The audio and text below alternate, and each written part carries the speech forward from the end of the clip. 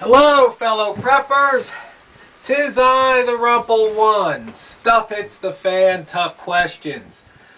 There are some really good answers appearing on the comments. I really like the way some of you guys have been analyzing the situation.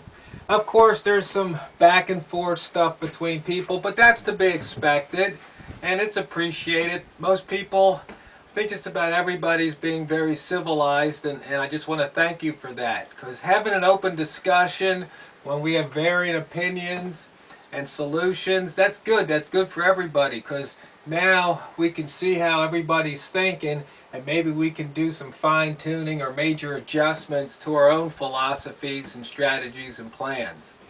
Okay, on to today's tough question. Stuff hits the fan, tough question. Let's say stuff hits the fan, and it's been a while.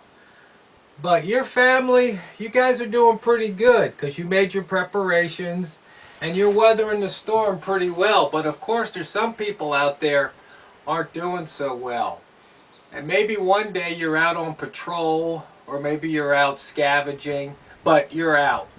Of course, you've got your rifle, maybe your handgun with you, maybe your shotgun too. You're out and you're walking through the woods, and then you come upon a little clearing, and you see there's maybe 4 or 5 people getting ready to execute 1 or 2 people. You know, maybe they're kneeling down and you see some guys with guns pointed at them. What do you do? That's a tough question. I mean, maybe you could pick off 1 or 2 of them. You know, maybe you could somehow report it to the authorities, but remember, stuff's hit the fan, and chances of the authorities doing anything other than taking care of their own is pretty much slim and none. I mean, do you mind your own business, or do you get involved? I mean, it's a really tough question. And of course, I'm going to throw something in the mix. I mean, it's one thing if you don't know the people, but let's say one of the people you see kneeling down is a good buddy of yours. Do you now get involved? Or let's say maybe it's a cousin or uncle, somebody that's or brother-in-law, somebody that's related to you. Do you get involved?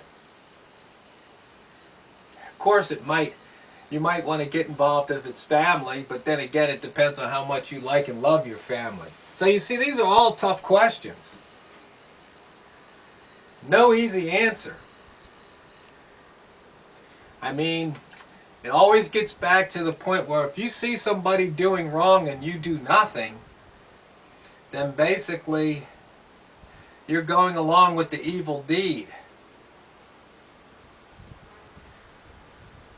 It's a tough question. It's a tough call.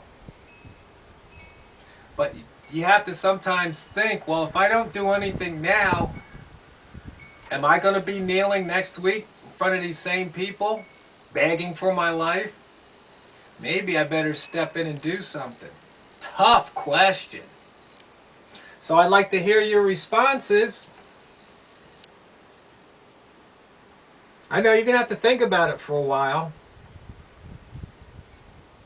But I really can't wait to see and read what everybody comes up with. So once again, thanks again. I really appreciate the civilized discussion and the thoughtful answers that you're providing. I'm sure everybody reading them appreciates it too. And once again, always remember, never forget, if you fail to prepare, you're preparing to fail.